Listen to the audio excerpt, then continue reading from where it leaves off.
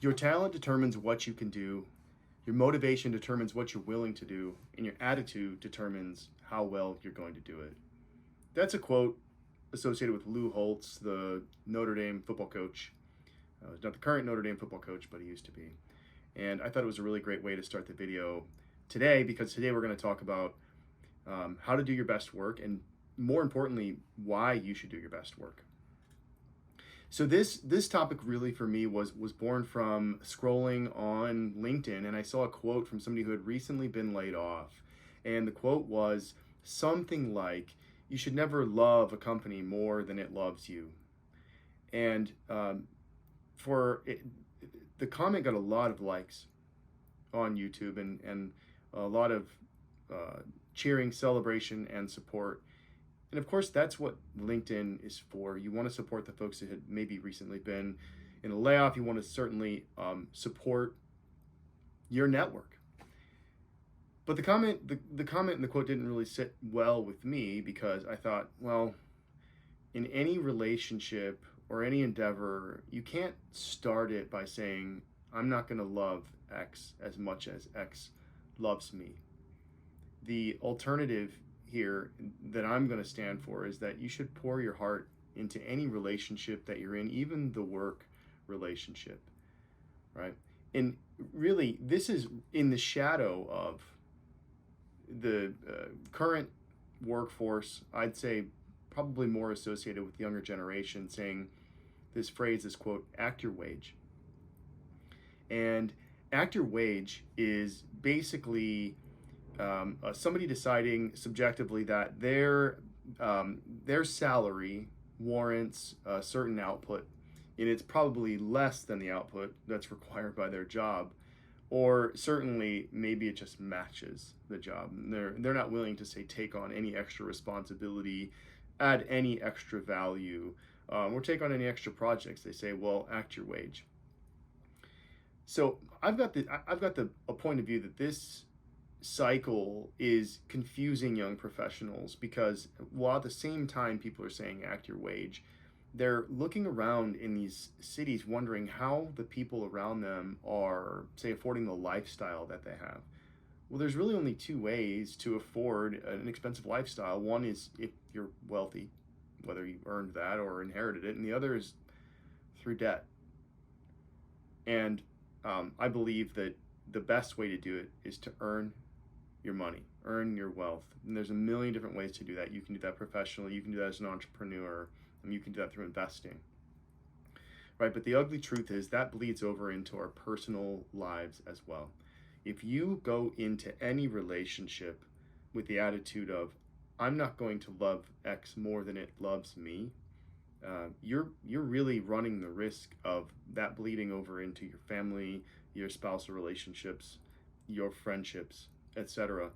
There's another quote that's out there that it says something like, how we do anything is how we do everything. And I'm an absolute firm believer in that concept. So today I'm going to talk about how you can go about doing your best work. More importantly, I'm going to touch on some points that should support why you should do your best work. And this is not just work at a company. This is your entrepreneurial endeavors. This is your spousal relationships. This is your family. This is your friends. You should pour yourself into these relationships and into your work to get the best possible outcome. The first topic I want to talk about here is the agreement. Employment's easy, right? So you've got a job, and every 2 weeks on Friday, you get paid, or some other cadence, right? It's voluntary in the US, where every single state in the United States is employment at will. In Canada, it's slightly different. But for the most part, if you're working at a place, you want to be there, and the company wants you there. At work, generally speaking, the price of admission to keep your job is to meet the requirements of the job. Whatever was in that job description, or if the job description changed slightly over time, in order to keep your job, you should be doing the minimum expectations, at least. If you want to grow your career, there's probably more to it than that. Usually higher paying jobs have more abstract job requirements.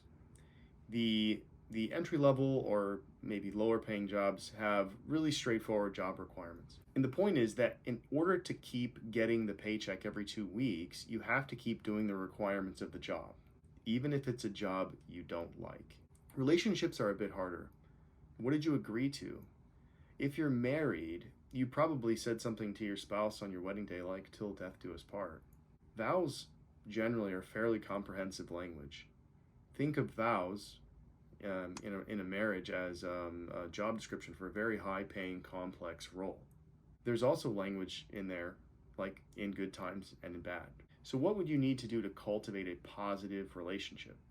Well, my argument in this case is communication, right? So, that's the application for the agreement. If you want to have a really fruitful spousal relationship, you've got to talk, you've got to communicate, you've got to say what's on your mind.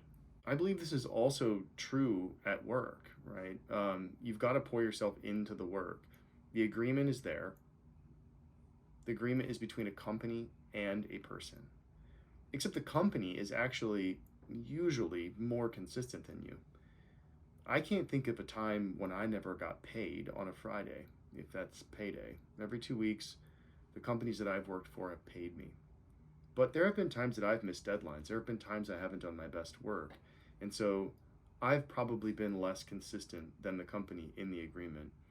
But all in all, I really do pour myself into my work, and I think that the output certainly outweighs the paycheck. I think it's really important to go through the exercise of how you'd feel if, say, a company forgot to pay you. Maybe they didn't pay you Friday, maybe they paid you Monday, and they sent you an email saying, "Hey, sorry, Ed, I know you're supposed to get paid today. Things got really busy, and payroll team's out of the office, so we're going to go ahead and pay you on Monday. I hope that doesn't cause too much of an inconvenience for your life." I think that you would probably take to social media with that email. I think it would get leaked. I think it would wind up on the Today Show. I think it would wind up everywhere, and it would go viral. But when we miss deadlines as employees, the companies don't do that. Companies handle our inconsistencies fairly professionally. Now, that's not always true for individual managers, and I'm not here to dive into that. But overall, a company doesn't take to LinkedIn to say that Ed missed a deadline and we're actually going to hold his paycheck a week because of that. The point here is that you have an agreement at work and you have an agreement in your relationships. You need to be flexible. You need to be adaptable. Bad things happen all the time. Really, it's time to get over yourself.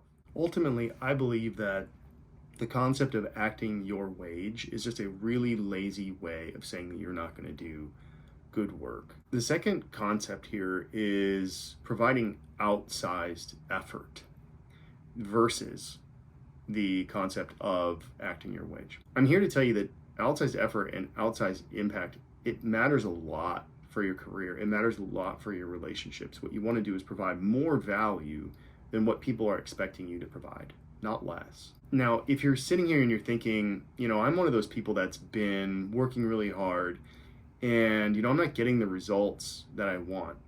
There are probably 10 different other reasons for that. It could be genuinely the efficacy of your work, say the quality of the output of your work or how it's perceived. It could be that you're not open to coaching. It could be that the leader isn't leading you the way that you need to be led. But ultimately, all of those things fall on your shoulders. It's your responsibility to get where you need to get. Outsized effort doesn't mean working longer hours. It means working intelligently and working on the right things to get the right things done at the right time. It definitely means staying out of the gossip mill. It means saying positive things about people behind their back. And when you have critical, honest feedback to give to somebody, you do that to their face. And you do that in a respectful and kind way, because the truth is the most respectful and kind thing to do. It means improving your communication skills. It means improving your language around professional competencies. And while you're doing that, you should be genuine. When you're genuine and when you're honest and when you're kind and when you're patient, you will generally lead yourself to be and to have more executive presence, which is ultimately part of the process of doing good work, especially if you are a leader of people. And it also means saying no to certain things, right? So if you're somebody that is leading an organization, you may get pulled into a lot of meetings that you don't belong in, or meetings that repeat themselves when something's been established. It's really critical that you're able to say no to those things, and again, in a really kind and respectful way. That is part of doing the right things at the right time. And for those of you that are out there that say you're trying to develop a skill, say you're trying to develop a communication skill or presentation skill, and you aren't getting what you need from your manager, or you don't like your manager, or you may even believe that your manager doesn't like you. Tough. It doesn't matter.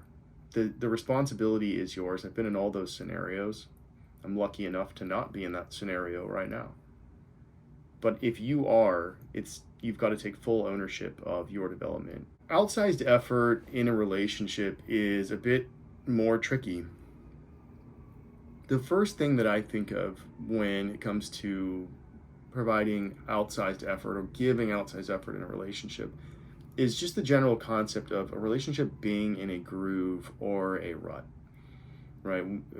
We know what a groove and a rut are, right? So a groove is when things are going really good, and a rut is like, man, it just feels like I can't get out of this rut. I'm not communicating very well with my wife, and she's seemingly angry at me, and I'm now mad at her, and that can go on for sometimes days or weeks or, God forbid, months, that you get into these ruts. And I can make an argument that sometimes it's as simple as you are upset, whether you are the person that did the thing wrong or whatever, wherever you are in the relationship. Sometimes your spouse just needs some physical contact. You need a hug, right? So take the time to say, like, okay, am I in a bad relationship or a bad spot in my relationship because of my own ego, right? It's very tricky to say, like, oh, this is my set of responsibilities.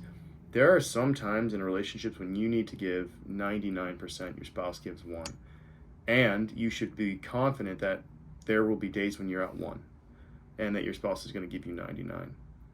And in the end, it should really all work out. You should be supportive, and your spouse should be supportive.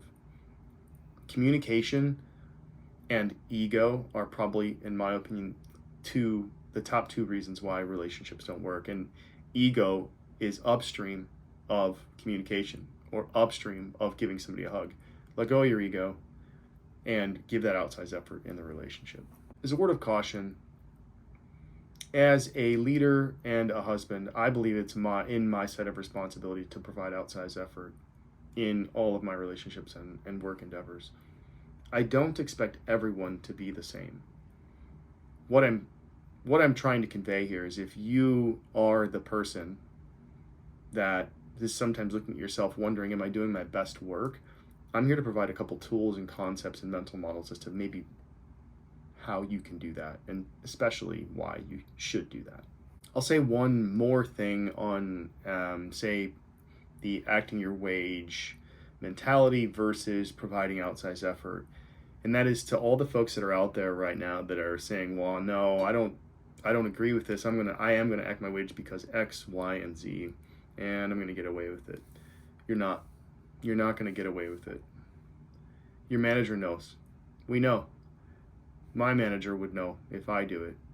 We don't always address it. You can't, right? Because you know that, and you know and understand and accept as a leader of people that you have performance on a bell curve. All you're doing when you don't provide outsized effort or you act your wages, you're providing an opening and an opportunity for somebody who's willing to work harder than you and that may not even be as talented as you. And that person that's going to work harder than you and provide outsized efforts, the person that's going to get promoted, because that's the type of people that people want to work with. So next I want to talk about agency. And agency, I don't mean, agency the FBI. I mean agency in the simple sense that you have agency, you have freedom. Wherever you are, you have some semblance of freedom. Now, there are nuances to everybody's agency. Now, you may be a father of 4 and you're married, you can't just go quit your job even though you hate it.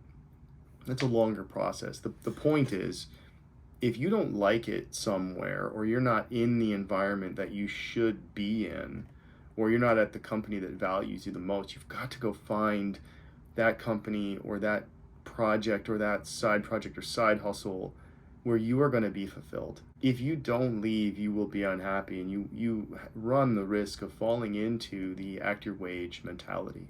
And look, when you're that person and you're thinking, well, I don't love it here, so you know what, I'm going to coast for a little while. It's important to remember that, you know, layoffs happen, and when organizations make choices on how they're going to do layoffs, there are lots of different methodologies for that. Organizations are doing it randomly, some are doing it based on geography, but some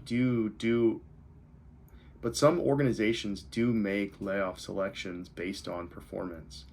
And if you're the person that's maybe making the choice to actively not perform or provide outsized effort, you could be the person that gets laid off at a really inopportune time. So again, I want to make a case for, you know, even if it's self-preservation here, you know, you do have agency, but you should do the best work you can do while you're looking to leave that organization. Do the best work you can do so that you have stories to tell when you sit in the room with that person that's going to maybe hire you for your dream job. You want big rocks to take with you. And when you leave the organization that maybe doesn't quite fit for you, you have something to say. The last concept I want to talk about is simply giving. You have to give to get. You have to give trust to get trust. You have to give loyalty to get loyalty. You have to give love to get love. You have to give effort to get paid, and you have to give more effort to get really paid. If you walk through life with a sense of entitlement, you will be disappointed with the outcome. Nobody owes you anything. My case today is work as hard as you can, provide outsized effort, and reach your potential. Thanks for watching the video today. If this provided you any value, hit the like button, hit the subscribe button, and I'm going to be putting out more videos like this. So if you have feedback, please provide it in the comments. If you've got questions, please provide it in the comments. I'll do my best to reply.